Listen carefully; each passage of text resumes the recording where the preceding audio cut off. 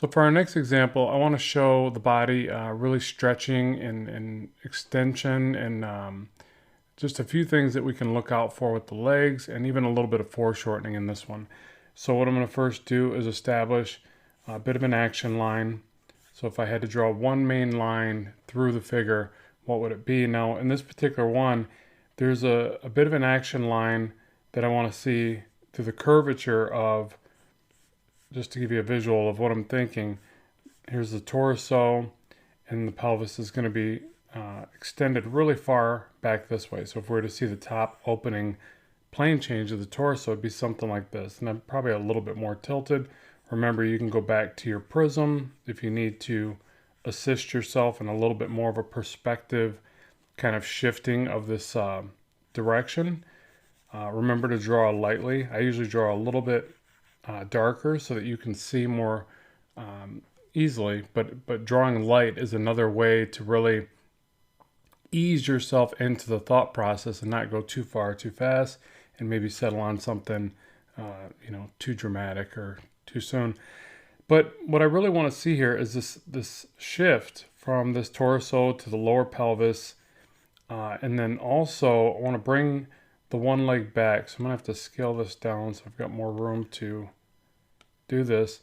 So in a lot of dance moves, and I love studying dance for the figure and motion because just elegant, beautiful motions.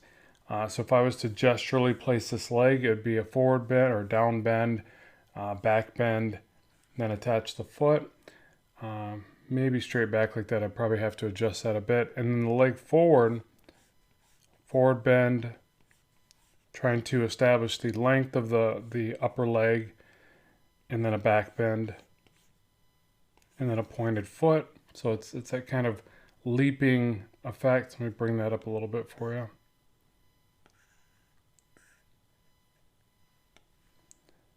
So forward bend, back bend.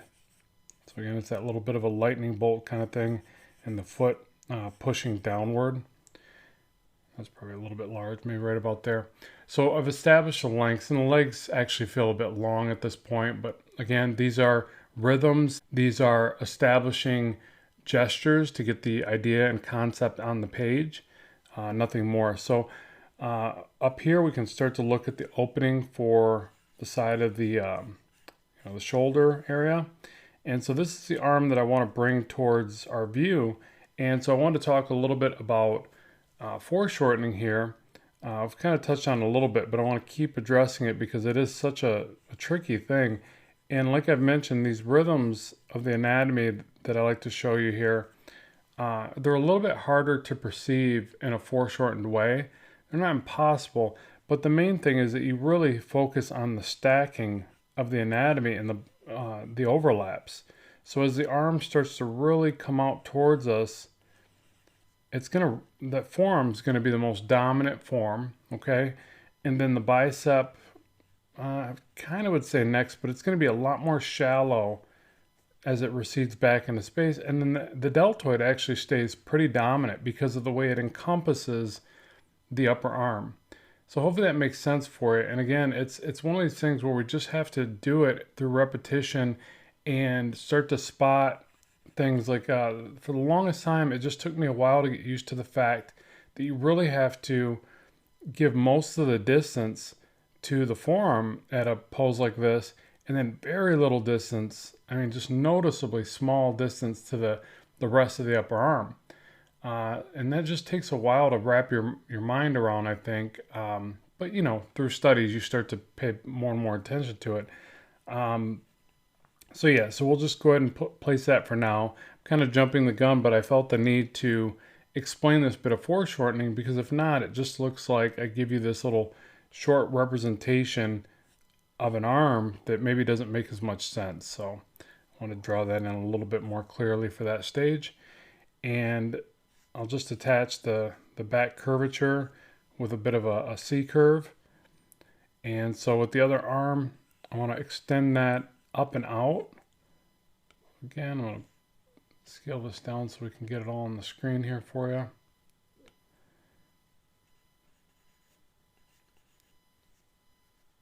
Bring that over. let's see, again, this bit of anatomy would kind of jet around like this. So we'd get the deltoid up and away from the collarbone. And then you want a little bit of angling to the arm. Because even when we try to straighten our arm completely straight, it isn't completely straight. And one of the things that you can do to make sure that doesn't happen is just, even at this stage, put a little bit of a difference there, you know, an angle from the forearm to the upper arm.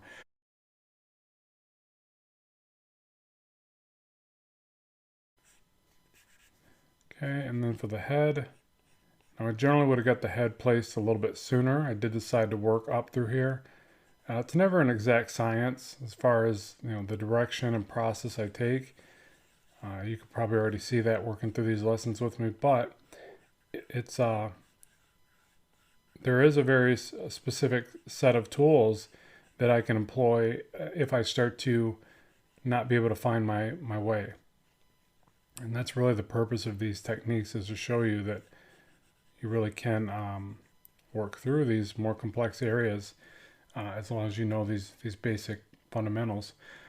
So something like that gets us started. It gets, you know, now it's funny, now the legs don't feel like they're too awfully long. They still feel a little bit long, but not as bad as they did before. So again, it's that size relationship by comparison. And I typically, you know, will just kind of, as I work through here, I don't want to jump to that next level. Let me stop here. I typically will, you know, check these proportions over and over as I implement more forms. Usually the lengths to me are a little bit deceiving, but once I establish form, it gives me another way to check that. Let's draw a quick hand pose right here.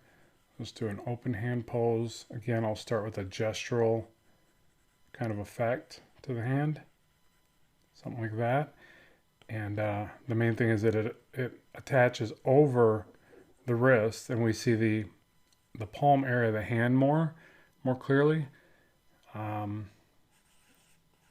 Yeah, so again, I'm going to stop here because I feel like this doesn't really resemble the foot as much as I hoped, but I want to stop here because this gives us at least the gestural kind of layout of it.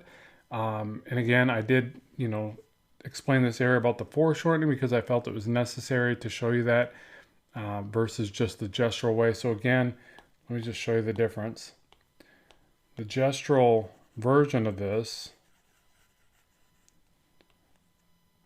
the way that I would implement it, would be more like this, more distance and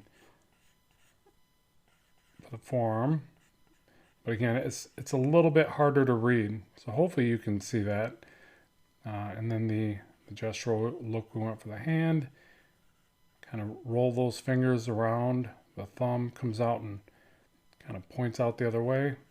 So that would be the gestural way that I would establish this. So we'll stop here, head over to the next lesson where we'll refine this a bit. We'll implement the volumes and the form and flesh this out a little bit more. So with that, let's move on.